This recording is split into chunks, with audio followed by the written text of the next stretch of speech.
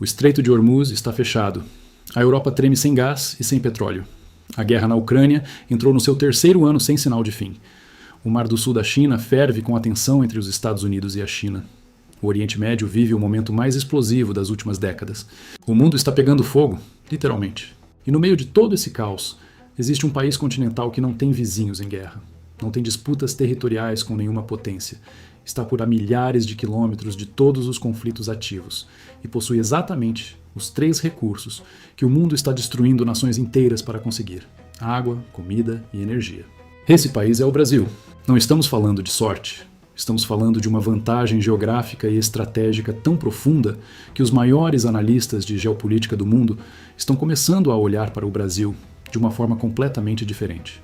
Não como o país do eterno potencial que nunca se realiza, mas como o território que pode ser, de fato, o último lugar verdadeiramente seguro do planeta em um mundo que escolheu a guerra como caminho. Hoje você vai entender por que a geografia brasileira é a maior riqueza que nenhum político te contou. Quais são os recursos que fazem do Brasil um alvo de desejo e não de ataque? E qual é o único risco real que pode destruir essa vantagem histórica antes que o Brasil aprenda a usá-la? Se você nasceu no Brasil e nunca parou para pensar no privilégio geográfico que isso representa, deixa o seu like agora. Comenta aqui embaixo. Orgulho, se você acredita no potencial do Brasil, ou ceticismo, se acha que o país nunca vai aproveitar essa vantagem. Quero ler sua opinião. E se inscreve no canal para continuar entendendo o mundo além das manchetes. Vamos fundo nessa análise. Para entender o privilégio brasileiro, precisamos primeiro olhar para o mapa do mundo como ele está hoje em 2026. No Oriente Médio, o assassinato do Ayatollah Khamenei pelo ataque americano e israelense desencadeou o fechamento do Estreito de Hormuz, bloqueando 20% de todo o petróleo e gás natural do mundo. A região que abastece a economia global está no centro de um conflito que pode escalar a qualquer momento para dimensões que nenhum governo quer admitir publicamente. Na Europa Oriental, a guerra entre Rússia e Ucrânia já dura mais de 3 anos. Cidades inteiras foram destruídas. Milhões de pessoas foram deslocadas. A infraestrutura energética europeia foi permanentemente alterada. E o risco de escalada para um conflito entre a Rússia e a OTAN, embora ainda controlado, nunca foi tão alto desde a Guerra Fria.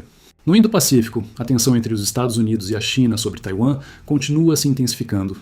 Exercícios militares, incidentes aéreos e navais e uma corrida armamentista silenciosa estão redesenhando o equilíbrio de poder de uma região que concentra mais de 60% do PIB global.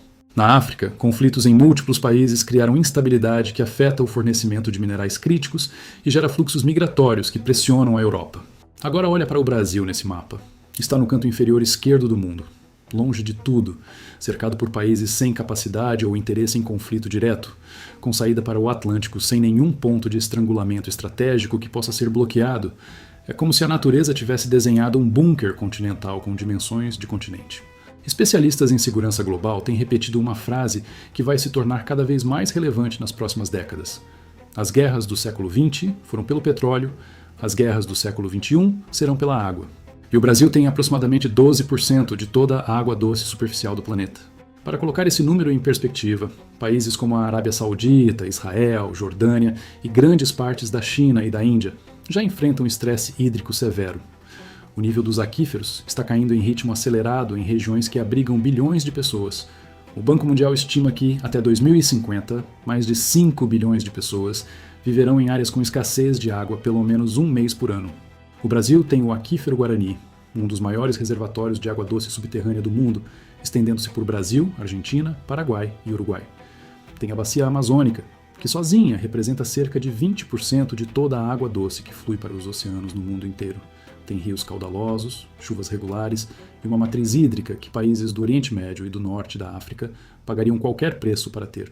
Em um mundo onde a água está se tornando um recurso estratégico de primeira ordem, o Brasil é o equivalente hídrico da Arábia Saudita do petróleo. Com uma diferença crucial: a água não se esgota da mesma forma que o petróleo. E o ciclo hídrico brasileiro é renovável em escala que nenhuma outra região do planeta consegue replicar. Se a água é o petróleo do século XXI, a comida é a moeda de troca mais poderosa que existe em um mundo em guerra. O Brasil é o maior exportador mundial de soja, açúcar, café, suco de laranja e carne bovina. É o segundo maior exportador de milho. É um dos maiores produtores globais de frango, algodão e etanol. O agronegócio brasileiro responde por aproximadamente 25% do PIB nacional e por mais de 40% de todas as exportações do país. Mas os números absolutos não contam a história completa. O que realmente importa é o potencial ainda não utilizado. O Brasil tem mais de 60 milhões de hectares de terras agricultáveis ainda não exploradas, o equivalente a toda a área agrícola da União Europeia. Tem clima tropical que permite 2 ou 3 safras por ano em grande parte do território. Tem tecnologia agrícola desenvolvida pela Embrapa, que é referência mundial em agricultura tropical. Enquanto a guerra na Ucrânia, um dos maiores celeiros do mundo, destrói lavouras e interrompe exportações de trigo e girassol, o Brasil aumentou sua participação no mercado global de alimentos. Enquanto o fechamento de Hormuz ameaça o fornecimento de fertilizantes para metade do mundo, o Brasil está desenvolvendo alternativas e tem reservas de potássio que podem reduzir sua dependência de importações. Em um planeta onde a segurança alimentar está se tornando uma questão de sobrevivência nacional para muitos países, ter comida em abundância é uma forma de poder que nenhum exército pode replicar. Enquanto a Europa treme sem o gás russo e o mundo entra em colapso com o fechamento de Hormuz, o Brasil opera com uma das matrizes energéticas mais limpas e diversificadas do planeta. Aproximadamente 85% da eletricidade brasileira vem de fontes renováveis. A energia hidrelétrica representa a espinha dorsal do sistema. A energia eólica cresceu de forma explosiva na última década, com o Nordeste brasileiro se tornando uma das regiões de maior potencial eólico do mundo. A energia solar está em expansão acelerada. E o etanol de cana-de-açúcar dá ao Brasil uma alternativa doméstica aos combustíveis fósseis que poucos países no mundo conseguem replicar em escala. Além disso, o Brasil é um exportador de petróleo. O pré-sal, aquela camada de petróleo descoberta no fundo do Atlântico, transformou o Brasil em um player relevante no mercado global de energia. Com o petróleo acima de $200 por barril por causa do fechamento de Hormuz, a Petrobras e o governo brasileiro estão colhendo receitas extraordinárias enquanto países importadores de energia sangram. O Brasil não depende de nenhum estreito, de nenhum gasoduto que cruza as zonas de guerra, de nenhum fornecedor que pode usar a energia como arma política. Essa independência energética, construída ao longo de décadas de investimento em hidrelétricas e em fontes renováveis, é hoje uma vantagem estratégica de valor incalculável. Mas talvez a vantagem mais subestimada do Brasil seja simplesmente onde ele está no mapa. O Brasil não tem fronteiras com nenhuma potência militar relevante. Seus vizinhos são países com os quais mantém relações pacíficas há décadas. A América do Sul como um todo é a região mais pacífica do mundo em termos de conflitos interestatais, com o último conflito armado entre países sul-americanos tendo ocorrido há décadas. O Atlântico Sul, diferente do Atlântico Norte, do Mediterrâneo, do Mar do Sul da China ou do Golfo Pérsico, não é uma zona de competição militar intensa entre grandes potências. Não há bases militares estrangeiras em solo brasileiro. Não há disputas territoriais que possam acender um conflito. Essa neutralidade geográfica tem um valor imenso que só fica visível quando comparamos com o que está acontecendo no resto do mundo. Países que estão na rota de grandes potências, como a Ucrânia, Taiwan, os países bálticos e as nações do Oriente Médio, não escolheram estar onde estão. A geografia os colocou no centro do tabuleiro das grandes potências. O Brasil, por acidente histórico e fortuna geográfica, está fora desse tabuleiro. Não é invisível, é grande demais para ser ignorado, mas também é distante demais para ser uma ameaça imediata para qualquer potência e rico demais em recursos para ser destruído por qualquer uma delas. Seria irresponsável terminar essa análise sem falar sobre o único risco que pode destruir todas essas vantagens. E esse risco não vem de fora, vem de dentro. O Brasil tem tudo para ser a maior potência do século XXI. Tem água, comida, energia, minerais críticos, território, biodiversidade e uma população jovem e criativa. Mas tem um histórico doloroso de desperdiçar suas vantagens por causa de problemas que são inteiramente autoimpostos. A corrupção sistêmica, que desvia recursos que deveriam construir hospitais, escolas e infraestrutura. A instabilidade política que muda prioridades estratégicas a cada eleição, impossibilitando projetos de longo prazo.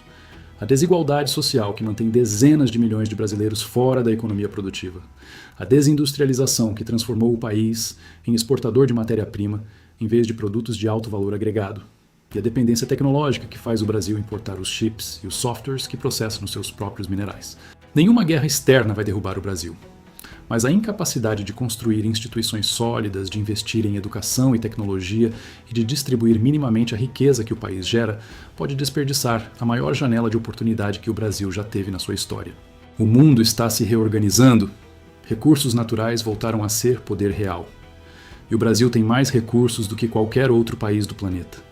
A questão não é se o Brasil vai ser chamado para jogar no time principal.